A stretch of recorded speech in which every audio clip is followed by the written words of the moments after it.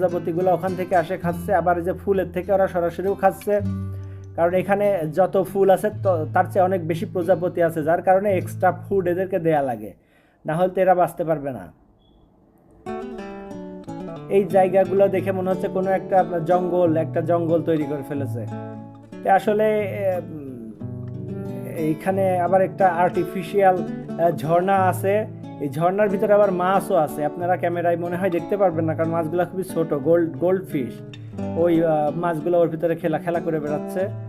বেশ প্রাকৃতিক, মানে একেবারে সেই একটা জঙ্গলের ভিতরে গেলে পারে যেই দৃশ্যটা আমরা দেখতে পারবো এইখানে সেই রকমই দেখতে পাচ্ছি। হ্যাঁ, প্রজাপতিগুলো উড়ে বেড়াচ্ছে। এই প্রজাপতির পাখাটা একটু আঘাতপ্রাপ্ত হয়েছে, হয়তো কারোর পায়ের নিচে পড়ছিল বা কিছু একটা, কালারটাও কিছু নষ্ট হয়ে গেছে। খুবই ভালো লাগছে আর কি এখানে বেড়াতে। তো যারা নায়াগ্রা ফলস দেখতে আসবেন তারা এই নায়াগ্রা ফলসের পাশেই, কানাডার ভিতরে এইটা। তো এই মানে প্রকৃতি কি সুন্দর করে, মানে মানুষও যে প্রকৃতিকে সুন্দরভাবে প্রাকৃতিকভাবে সাজাতে পারে, এইটা তারই একটা উদাহরণ। হাজার হাজার, মানে লাখ লাখ প্রজাপতি এমন মনে হচ্ছে।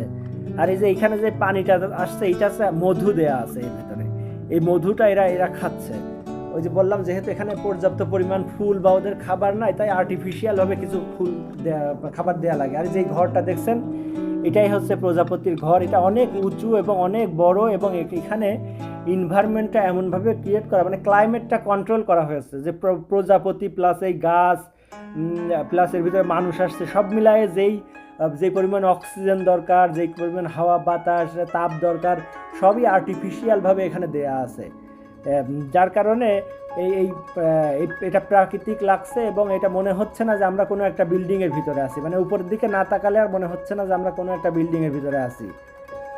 আলহামদুলিল্লাহ, খুবই ভালো লাগলো।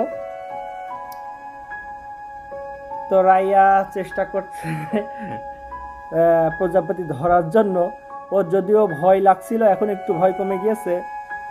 তো ও ও ও প্রজাপতি ধরার চেষ্টা করছে, যদিও পুরোপুরি ভয় এখনো কাটেনি,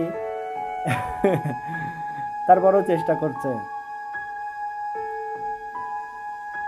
তো এখানে এই যেই সিঁড়িগুলাও তৈরি করা হয়েছে ওই পাহাড় পর্বত টাইপের করে আর কি, মানে যেই পাহাড় পর্বতে যেরকম হয়। আর যেই গাছগুলো দেখছেন, এই গাছগুলো আমাদের গ্রামে বৃত্তিপাড়ার রাস্তাঘাটে হয়ে থাকতো। এই গাছটার নাম কি হাতিসুরের গাছ বা কিছু একটা এরকম বলা হতো। এটা সেই গাছ, এটা কিন্তু অরিজিনাল গাছ, এটা কিন্তু আর্টিফিশিয়াল কিছু না।